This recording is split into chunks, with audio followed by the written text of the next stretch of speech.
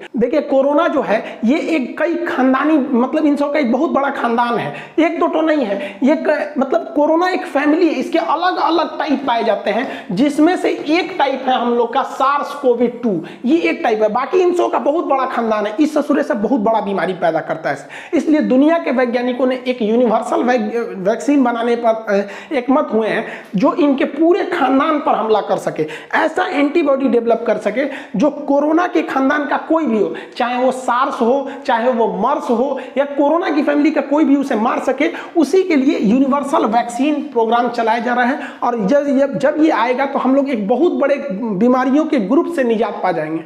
वर्तमान कोरोना पे भी नए नए रिसर्च हो रहे हैं। अभी रूस ने स्पुतनिक जो सबसे दुनिया में पहली वैक्सीन बनाई थी उसी का स्पुतनिक लाइट बनाया है जो सिंगल डोज पे ही काम कर जाता है। ये सिंगल डोज वैक्सीन जो है ये लगभग 70% 60 से 70% तक कारगर है। ये बहुत बेहतरीन है क्योंकि एक डोज से आपको बहुत अच्छी इम्यूनिटी मिल जाती है और इससे बहुत तेजी से लोगों को वैक्सीनेट करके सुरक्षित किया जा सकता है। अब देखिए कुछ लोग का कहना है कि रूसी वैक्सीन बहुत अच्छी, बहुत जल्दी काम करती है, ऐसा नहीं, आप भ्रम में पड़ रहे हैं।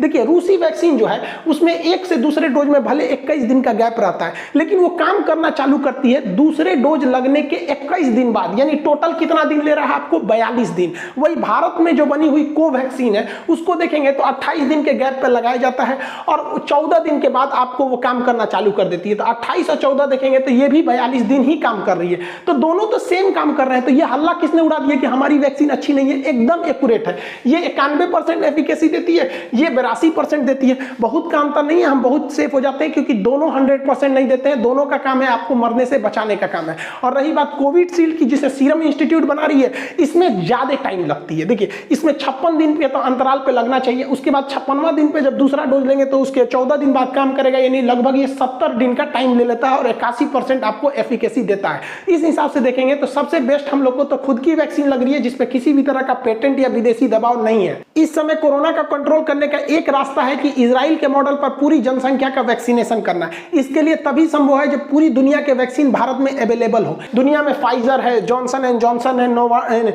मोडर्ना है, नोवावैक्स है, स्पुतनिक है, चाइना का जो सिनोवैक्स है उसको छोड़िए, वो फालतू है, ससुरा वो हजमोला बराबर है, उसको हटा देते हैं। तो इतनी वैक्सीन है तो भारत सरकार कह रही है कि हम फाइजर को ला ही नहीं सकते हैं, उतना हमारे पास कोल्ड चेन नहीं है। अरे भाई साहब आपको कौन कह रहा है कोल्ड चेन लगाने के लिए? हम लोग दुनिया का सबसे महंगा आईफोन खरीद सकते हैं ना। भारत सरकार को परमिशन देना चाहिए कि Pfizer, Moderna, Novavax, Johnson and Johnson आप लोग भी भारत में आइए, अपना क्लिनिक डालिए, अपना वैक्सीनेशन सेंटर डालिए। आप कैसे वैक्सीन को ठंडा करते हैं, कैसे नहीं करते हैं, वो आपकी जिम्मेदारी है। आपको लोग पैसा देके और वैक्सीन लगवाएंगे।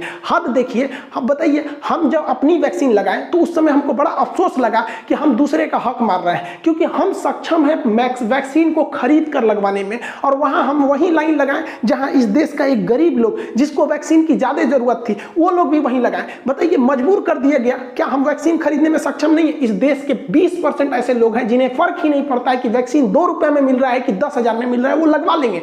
यहाँ लोग 2-2 करोड़ की गाड़ी में से उतरकर वैक्सीन लगवा रहे हैं फ्री में। ये गवर्नमेंट उन्हें मजबूर कर रही है कि हम गरीबों का हक अपने में ले ले। ये नहीं होना चाहिए। आप यूटिलाइज कीजिए। आप बताइए, हम प्राइवेट कंपनियों को अगर नहीं उतारेंगे तो कभी भी इतना जल्दी वैक्सीनेशन नहीं कर सकते। अगर सरकार पिज्जा को ऑर्डर करेगी ना तो अगले दिन पिज्जा डिलीवरी होगा। जब डोमिनोज 30 घंटा में गर्म पिज्जा पहुंचा सकता है तो हमारे देश की प्राइवेट कंपनियां ठंडी वैक्सीन को भी पहुंचा सकती हैं, बशर्ते आप उन्हें लाने दीजिए। अगर ये लाएंगे तो देश की लगभग 20% लोग प्राइवेट कंपनियों से लेंगे। जिसका मन वो फाइजर ले, जिसका मन वो मोडर्ना ले, जिसका मन, क्या इससे हम वैक्सीनेशन तेजी से कर सकेंगे? गरीब का भी अमीर का भी बोझ सरकार कैसे झेल सकती है? गरीब को तो मतलब उनको मिलना जरूरी है वहां पर, तो वो फ्री में आप दीजिए ना यहाँ पर। और दूसरी समस्या क्या है कि ये वैक्सीन को हम नहीं बना सकते क्योंकि इन पर पेटेंट है। पेटेंट उनको होता है जो 20 साल तक वही कंपनी बनाएगी, क्योंकि खोज वैज्ञानिक वही किया है तो उन्हें भी मुनाफा होना चाहिए।